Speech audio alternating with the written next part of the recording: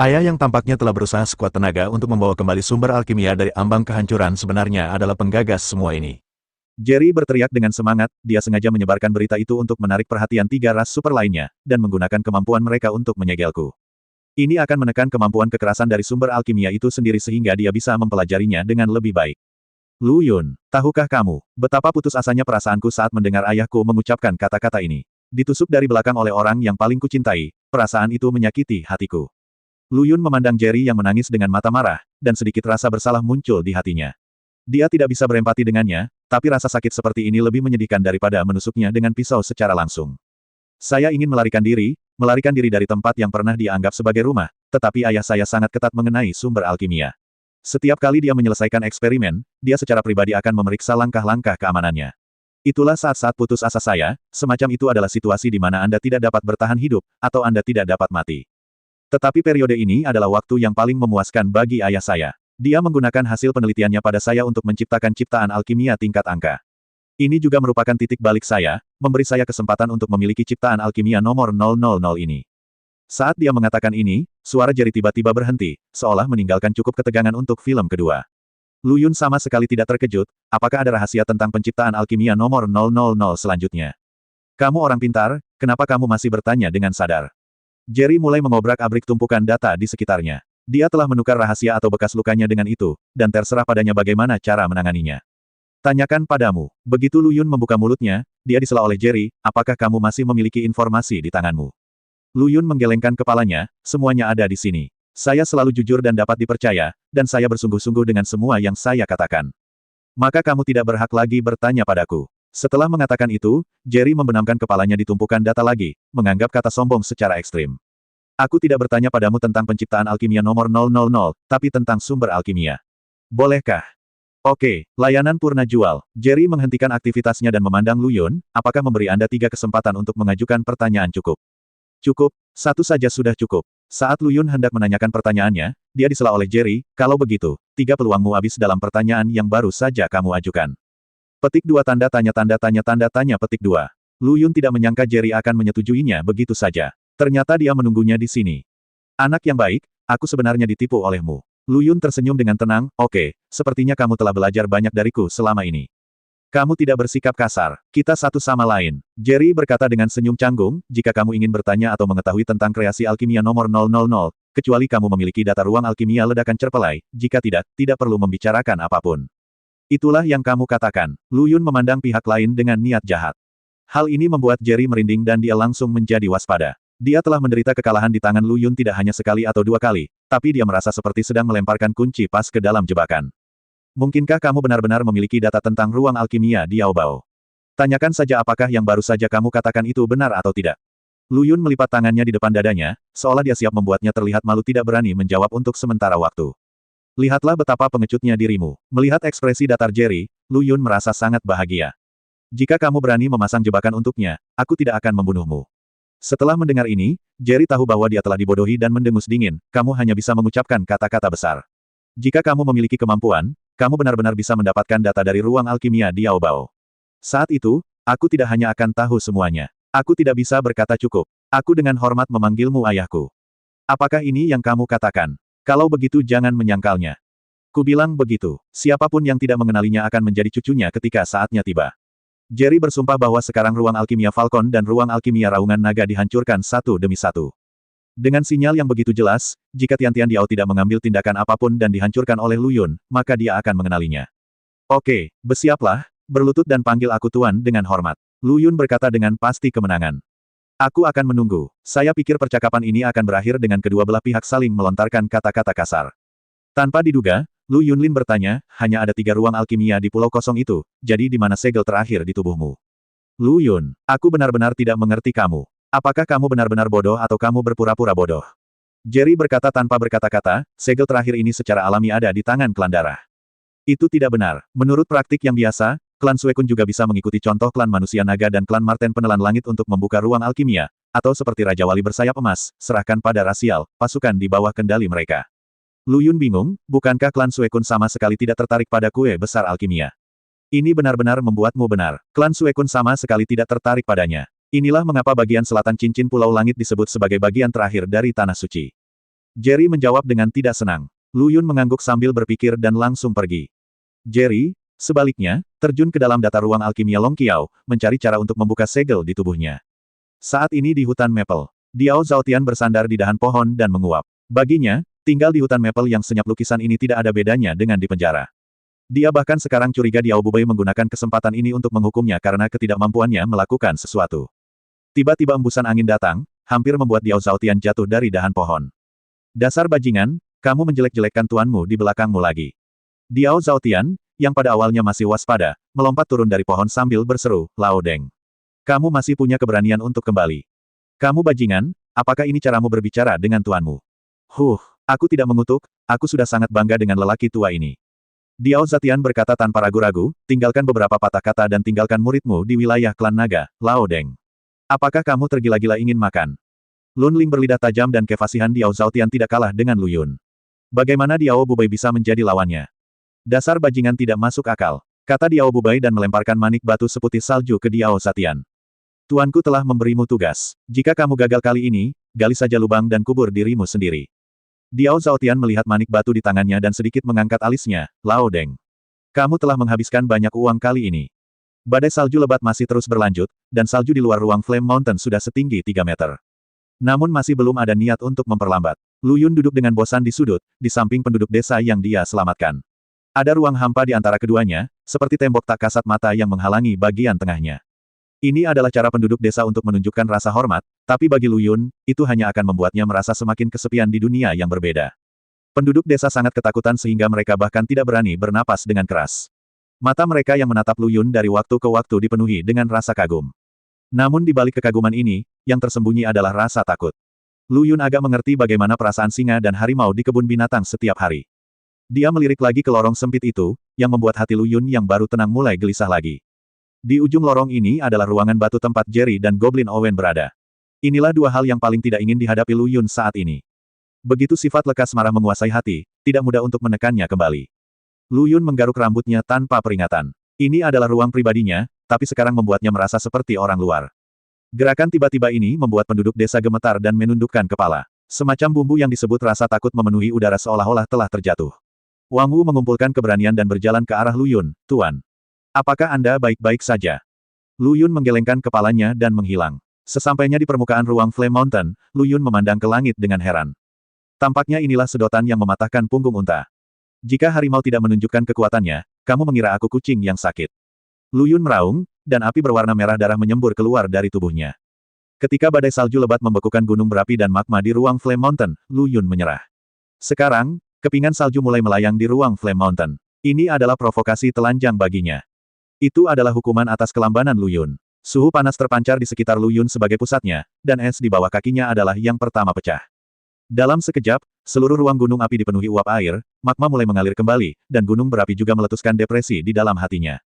Ruang Flame Mountain kembali ke tampilan aslinya lagi. Tapi kemerahan di mata Lu Yun tidak hilang sama sekali. Jika amarahnya bisa diredakan dengan mudah, tidak akan ada yang namanya motivasi. Sosok Lu Yun, yang menempel pada api aneh ikan yin yang, menghilang lagi. Di dalam gua, Jerry yang masih asyik mencari, tiba-tiba terkejut. Lu Yun adalah orang gila ini. Kegugupan macam apa yang dimiliki gadis ini? Pada saat ini, Lu Yun telah meninggalkan ruang Flame Mountain dan kembali ke hujan salju lebat yang dipenuhi bulu angsa. Sialan, ayolah. Lu Yun meraung ke langit, jika kamu berani buang air besar atau kecil di wilayahku, kamu harus menahan amarahku. Api ikan yin yang berwarna merah darah membubung ke langit, seperti jarum dewa yang menahan laut di tangan Raja Kera, membubung langsung ke langit, mencoba membuat lubang di langit. Salju lebat dengan ribuan kilogram bulu angsa yang menempel di atasnya harus mundur dengan patuh di depan ikan yin yang dan api aneh, berubah menjadi uap dan kembali ke tempat asalnya. Ini belum berakhir. Suara Lu Yun terus berlanjut, dan suara ledakan keluar dari tubuhnya. Pemandangan aneh muncul, gunung berapi muncul di sekitar Lu Yun, dan bahkan langit kelabu diwarnai dengan sisa pelangi. Lu Yun mengungkapkan objek luar angkasa dari gunung api, seperti saat Diao meledak ke langit. Ledakan, lava dan salju menyatu, menimbulkan suara berderak. Teriakan permusuhan datang dari badai salju dan bergema di udara, tidak bisa mereda untuk waktu yang lama. Lu Yun menoleh ke belakang, mencari suara itu, dan apa yang dikatakan Wang Wu sebelumnya terngiang di benaknya, bahwa akan ada monster salju yang menakutkan dalam bencana salju lebat. Kamu hanya mencari kematian, kan? Lu Yun, yang terbungkus dalam api aneh ikan yin yang, bergegas menuju ke arah asal suara itu. Kini hanya darah panas yang mampu memadamkan amarah yang membara di hatinya. Hamparan salju putih yang luas mulai terlihat, bagaikan gunung salju. Ini adalah monster salju misterius di tengah bencana salju. Kaulah yang membuat masalah di belakangku, kan? Tinju api itu langsung menghantamnya. Monster salju besar itu tidak takut sama sekali, dan menghantamkan cakarnya ke tanah. Tanah bergetar dan salju beterbangan, membentuk kanopi. Lu Yun, yang sekecil setetes air di lautan, langsung terkubur di lautan seputih salju. Ikan yin yang dan api aneh tidak begitu berarti di depan longsoran langit ini. Ledakan. Tiba-tiba, tiang api melesat dari langit. Di dunia seputih salju ini, warna merah darah ini begitu mempesona. Auman naga api. Raungan Lu Yun bergema di langit, dan naga api bercakar 5 merobek tirai salju dan bergegas menuju monster salju besar itu. Ada suara keras lainnya, dan tubuh putih monster salju itu ditembus, dan sejumlah besar uap menenggelamkannya, yang sangat mirip dengan apa yang baru saja dialami Lu Yun. Tanah bergetar lagi, dan monster salju itu mengeluarkan raungan marah. Mata putihnya dipenuhi amarah, dan dia ingin menghancurkan Lu Yun sepenuhnya. Ini bertepatan dengan Lu Yun. Monster salju itu mengaum dengan cakarnya, dan kepingan salju besar berkumpul ke arahnya tanpa menunggu sampai terbentuk. Lu Yun, yang terbungkus dalam api aneh ikan yin yang, membubarkannya, diikuti dengan pukulan yang memadatkan seluruh kekuatannya. Fiuh, kepala besar monster salju itu tertembus, tapi guncangan terlihat di separuh sisa wajahnya.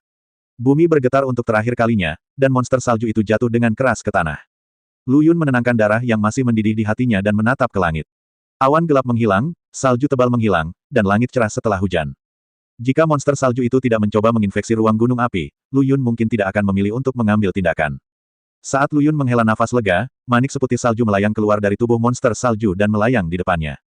Lu Yun mengerutkan kening, mengulurkan tangannya untuk menangkap manik putih yang tampak biasa ini, dan merasakan perasaan dingin menyapu seluruh tubuhnya. Dia tanpa sadar ingin membuangnya, tapi Lu Yun meraih manik itu erat-erat setelah bereaksi. Sungguh, hukum es yang sangat kuat. Ini di luar cakupan hukum primer. Anda harus tahu bahwa tidak peduli seberapa besar atau kecil isi kristal hukum yang keluar dari mata badai, itu hanyalah hukum utama, tetapi manik kecil ini berisi hukum lanjutan dari hukum air, hukum es, bagaimana mungkin ini tidak mengejutkannya. Pada saat ini, Lu Yun tiba-tiba teringat apa yang dikatakan Jerry sebelumnya, bencana salju yang parah ini mungkin terkait dengan badai yang melanda. Mungkin saat itu hanya kecurigaan, tapi sekarang sudah hampir pasti. Lu Yun, kamu gila sa. Suara Jerry tiba-tiba terlintas di benaknya. Kamu menang, jika kalah, kami semua harus mengikutimu sampai akhir. Saya tidak akan kalah, tidak sebelumnya dan tidak akan pernah lagi. Lu Yun hanya menggunakan 2 kalimat pendek untuk menekan amarah Jerry, menyisakan 1 kalimat, narsisis. Jika Lu Yun membunuh monster salju itu, siapa yang akan memberikan pengaruh terbesar? Bukan Jerry, bukan Wang Wu, bukan penduduk desa, melainkan naga bersisik hitam yang mabuk di tanah lembut klan rubah salju. Tuan Panjang, kamu, apa yang kamu lakukan? Kedua wanita muda cantik itu memandang pria naga bersisik hitam yang bersembunyi di sudut sambil menggigil kebingungan. Mereka tidak mengerti, bukankah tanahnya berguncang 2 kali? Karena sangat takut. Menurut kedua remaja putri cantik ini tidak lebih dari terlalu banyak salju di permukaan dan tekanan di dalam gua tidak dapat menahannya. Bahkan jika guanya runtuh dan kamu terjebak di dalamnya, tidak ada yang tidak bisa kamu kalahkan. Mengapa kamu takut menjadi seperti ini? Keluar, keluar dari sini. Manusia naga bersisik hitam itu meraung dengan seluruh tubuhnya gemetar. Kedua wanita muda cantik itu saling memandang, menggoyangkan pantat mereka dan pergi dengan sadar. Orang-orang naga bersisik hitam tidak pernah menyangka bahwa pada saat kritis ketika badai akan mulai berkobar, Silong akan datang ke gunung salju utara yang terpencil ini. Apakah umat manusia begitu penting? Apakah perjalanan pribadi Silong sepadan? Aku harus bersembunyi. Jika Silong mengetahui bahwa aku telah mengabaikan tugasku, aku pasti akan sengsara. Ketika manusia naga bersisik hitam memikirkannya, dia membenamkan kepalanya langsung ke tanah, seperti burung unta dalam bahaya. Di mata manusia naga biasa, dia adalah jenderal naga yang menjulang tinggi dan maha kuasa yang perlu disegani, tetapi di depan Silong, dia hanyalah sie-sie kecil. Hanya karena kejadian ini, kemungkinan besar dia akan mati. Yang membuatnya menjadi burung yang ketakutan tentu saja adalah naga api yang dipanggil oleh Lu Yun. Meskipun disimulasikan oleh Lu Yun menggunakan ikan yin yang dan api aneh. Meskipun ini simulasi, saya belum pernah makan daging babi, dan bukankah saya menambahkan babi? Kakak baik Lu Yun, Long Dapao adalah garis keturunan naga sejati, dan kekuatan naga yang dia keluarkan bukanlah sesuatu yang tidak bisa dipandang remeh oleh suku naga bengkok ini. Tak heran jika naga bersisik hitam dikira sebagai naga pertama. Lagi pula, Kang Ji yang merupakan tetua suku naga juga ikut disesatkan. Kembali ke Lu Yun, setelah berhadapan dengan monster salju, memulai perjalanannya lagi, menuju tujuannya. Dia tidak kembali ke ruang Flame Mountain untuk memperbaiki karena dia takut melihat mata Goblin Owen yang penuh kesedihan. Ketika dia tidak mengetahui bahwa putri pihak lain adalah Qian Qinger sebelumnya, Lu Yun dapat berdiri di atas moral yang tinggi dan mencela perilaku tercela suku naga. Tapi sekarang dia telah menjadi salah satu orang yang dia kecam dan kaki tangan klan naga. Melarikan diri tidak dapat menyelesaikan masalah, tetapi melarikan diri dapat mencegah Anda menghadapinya untuk waktu yang singkat. Inilah yang diinginkan Lu Yun sekarang. Tapi Tuhan sepertinya sedang bercanda dengan Lu Yun. Setelah 1 jam, bayangan pegunungan yang tertutup salju membuka mata putih Lu Yun, memperlihatkan mata kosong di dalamnya. Dia mengira perjalanannya akan berakhir besok, dan dia mengira tujuannya akan jauh. Lu Yun menghela nafas, dan pegunungan yang semula tertutup salju sudah terlihat. Hanya saja setelah terjadinya bencana salju lebat, tidak ada jejak desa atau kehidupan apapun. Tak berdaya, Lu Yun hanya bisa mendarat dan memanggil Wang Wu keluar dari ruang Flame Mountain. Wang Wu awalnya bingung, lalu sudut mulutnya terangkat. Meskipun angin dingin yang menderu-deru membuat tungkai dan kakinya gemetar, dia tetap tidak bisa menghilangkan rasa panas di matanya. Tuan, terima kasih. Bibir Wang Wu bergetar dan dia mengungkapkan rasa terima kasihnya yang tulus kepada Lu Yun. Lu Yun mengangguk dalam diam, yang memberinya sedikit kenyamanan. Ketika hatinya yang tidak punya tempat untuk beristirahat menemukan momen istirahat. Namun masa-masa tenang selalu berumur pendek. Jantung Lu Yun berdetak kencang karena teriakan itu, dan rasa kesal kembali menyelimuti dirinya. Mencari suaranya, hanya ada jejak kaki yang tersisa di salju. Wang Wu telah menghilang. Dia hendak mencari jejak kaki dan melangkah maju untuk memeriksanya, ketika salju di sekitarnya sedikit bergetar. Lu Yun langsung memasuki kondisi waspada dan melihat sekeliling dengan waspada. Saat ini, kakinya tiba-tiba tenggelam, dan keseimbangan tubuhnya langsung rusak. Lu Yun diam-diam berteriak, tidak. Saat dia hendak terbang, sosok seputih salju yang tak terhitung jumlahnya menghantamnya satu demi satu, mengganggu ritmenya. Bang! Lu Yun membalikkan punggungnya dan terjatuh dengan keras ke tanah. Berdiri, Lu Yun meraung dengan marah, dan niat pedang Xiao keluar dari tubuhnya, mengubah seluruh tubuhnya menjadi zona vakum. Lu Yun berdiri, melihat sekeliling, dan akhirnya mengarahkan pandangannya pada wanita kucing ramping seputih salju di depannya. Di mana laki-lakiku? Di mana kamu mendapatkannya? Orang-orangmu, apakah kamu masih dibenarkan masuk tanpa izin di wilayah klan kucing salju kita? Gadis kucing itu meletakkan tangannya di pinggulnya dan berkata. Momentumnya sebanding dengan Lu Yun. Hentikan omong kosong itu, jika kamu tidak berteman, kalian semua akan mati. Biasanya, Lu Yun mungkin menunjukkan rasa kasihan padanya, tapi sekarang dia sedang tidak dalam mood seperti itu. Jika ada yang menyinggung perasaannya, anggap diri Anda tidak beruntung. Pernyataan yang luar biasa. Hari ini, bibiku akan melihat ombak seperti apa yang bisa kamu buat. Sebelum dia selesai berbicara, semua kucing salju di sekitar gadis kucing itu memamerkan gigi mereka dan mengambil langkah menuju Lu Yun. Kau sendiri yang menyebabkan ini. Lu Yun mencabut pedang Taya dari pinggangnya, pedang itu berdenting, dan niat membunuhnya sangat kuat. Ia kini membutuhkan darah untuk memadamkan api kekesalan yang kembali berkobar di hatinya. Mati. Sebelum kata-kata ini diucapkan, tiba-tiba terdengar suara dari atas, adik kucing. Badai salju lebat telah berhenti, ayo lanjutkan penjelajahan. Tunggu sebentar, bibiku akan menangani bocah bodoh ini dulu. Saat gadis kucing itu merespons, dia memberi perintah kepada bawahannya. Tapi Lu Yun secara tidak normal menyingkirkan pedang Taya, dan bahkan menunjukkan senyuman yang telah lama hilang. Karena suara tadi begitu familiar baginya, Lu Yun bahkan menengadah ke langit dan tertawa kegirangan, karena batu yang menyebabkan rasa bersalah di hatinya akhirnya bisa jatuh ke tanah. Namun wanita kucing yang tidak menaruh curiga dan kucing salju itu takut dengan kelakuan Lu Yun dan tidak berani bertindak gegabah. Suara itu terdengar lagi dari atas, anak apa? Apakah kamu butuh bantuan? Dan ada apa dengan tawa ini? Ini aku. Apa kamu tidak ingat? Lu Yun menyapanya seperti seorang teman lama yang sudah lama tidak dia temui. Hal ini membuat suara itu bergetar, Lu Yun, apakah itu kamu? Gadis kucing itu tercengang ketika mendengar ini. Mereka berdua sebenarnya saling mengenal, dan mereka sepertinya cukup akrab satu sama lain. Sekarang ada penjelasannya. Nak, banjir telah menghanyutkan kuil Raja Naga. Satu keluarga tidak mengenal yang lain. Apa yang terjadi barusan? Sebelum Cat Lady menyelesaikan kata-katanya, Lu Yun langsung berkata, tidak masalah. Ini terburu-buru yang bagus. Ini terburu-buru yang hebat. Dia melompat dan terbang keluar dari lubang. Ini benar-benar kamu, Lu Yun. Gadis yang mengenakan tudung seputih salju bersorak. Lu Yun juga terkejut dan bersorak di dalam hatinya, dunia ini sungguh kecil. Dia tidak menyangka bahwa Qian Qinger, yang menurutnya memiliki peluang kecil untuk bertahan hidup, akan muncul di hadapannya dengan cara yang begitu dramatis. Ini adalah sesuatu yang tidak pernah diharapkan oleh Lu Yun. Untungnya, tidak ada nyawa yang hilang karena dia. Aku tidak menyangka kamu begitu beruntung bisa bertahan hidup di pulau berbahaya seperti itu dan menemukan jalanmu ke sini. Canda Qian Qinger. Mungkin aku beruntung. Lu Yun bercanda. Jika Qian Qinger tahu apa yang dialami setelah tersedot ke dalam lubang hitam, dia mungkin akan melongo. Ngomong-ngomong, izinkan aku bertemu seseorang. Lu Yun tersenyum misterius, dan memanggil si Goblin Owen dari ruang Flame Mountain dengan jarinya. Mata Goblin Owen dan Qian Qinger bertemu dan mereka berdua tercengang. Putri, sungguh, benarkah kamu, apakah itu kamu? Goblin Owen tampak terharu, mata kuning tuanya berkaca-kaca. Lu Yun awalnya berpikir bahwa yang terjadi selanjutnya adalah adegan pertemuan ayah dan anak yang mengharukan. Namun detik berikutnya dia membeku di tempat. Dasar orang tua sialan, kamu membuatku sangat menderita. Qian Qinger mengubah citra masa lalunya yang anggun dan berubah menjadi Lolita yang kejam, meninju dan menendang si Goblin Owen yang setengah kepalanya lebih pendek darinya. Namun melihat senyuman yang hampir meluap di wajah Goblin Owen, Lu Yun menutup mulutnya dengan pikiran tenang dan memberikan waktunya kepada ayah dan anak perempuan dari ras yang berbeda.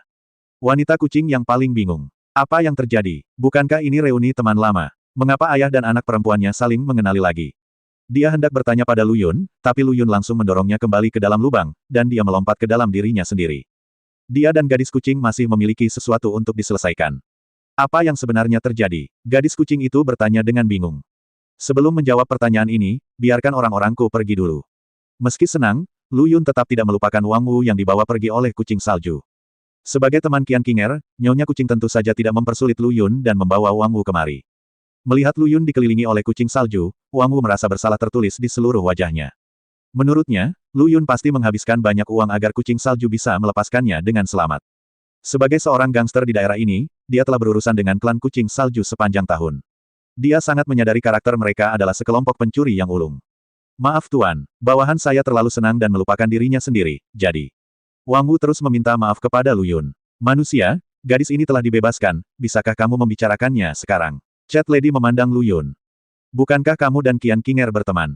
Bukankah lebih baik kamu bertanya langsung padanya nanti? Kata-kata Lu Yun membuat wanita kucing itu sangat marah hingga dia menolak mengakuinya sama sekali. Kalian manusia masih belum percaya. Kamu tidak berhati-hati dan menyalahkan orang lain. Udaranya dipenuhi bau mesiu, dan suasananya serendah nol, sama seperti suhu di sini. Gadis kucing, Lu Yun, apa yang kamu perdebatkan? Suara Qian Qinger datang dari atas. Keduanya berkata pada saat yang sama dengan sangat setuju, bukan apa-apa. Ini hanya obrolan acak. Bukan apa-apa, kenapa kamu masih menunggu di dalam gua? Ayo cepat, ada kegembiraan yang tak terlukiskan dalam kata-katanya. Lu Yun dan Cat Lady saling memandang, mendengus dingin, dan meninggalkan gua satu demi satu. Gadis kucing, saya ingin memperkenalkan Anda kepada Anda. Ini adalah anak laki-laki yang saya temui di dunia lain yang sering saya sebutkan kepada Anda. Qian Qinger memandang Lu Yun dan berkata, berhasil mendapatkannya. Kemudian dia meraih telinga si Goblin Owen dengan sangat tidak sabar dan berkata, adapun si Goblin ini, ayah yang membuatku gatal gigi juga seorang pandai besi terkenal. Goblin Owen mengangguk gembira, terima kasih telah merawat gadis kecilku. Gadget ini bisa dianggap sebagai hadiah pertemuan. Saat dia berbicara, dia melambaikan tangannya, dan ada tumpukan kristal hukum di depan Catwoman. Jumlahnya hampir menumpuk di gunung kecil ini.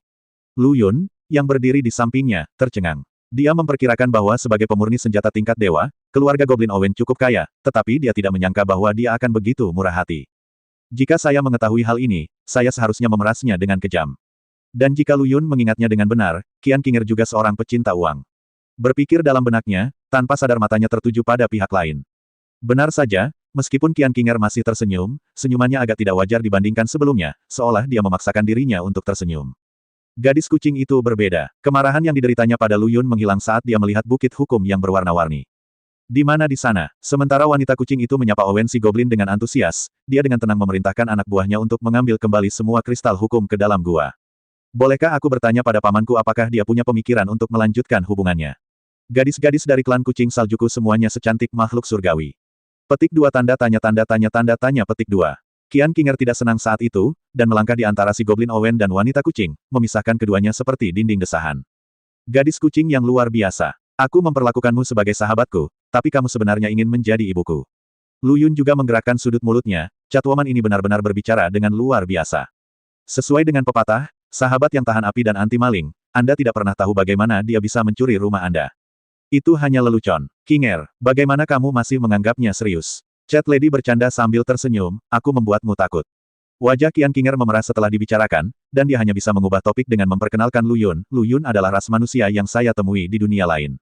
Dia sangat kuat, tapi emosinya agak aneh. Petik 2. Wanita kucing itu mengangguk setuju dan berkata, saya pernah mengalami ini sebelumnya.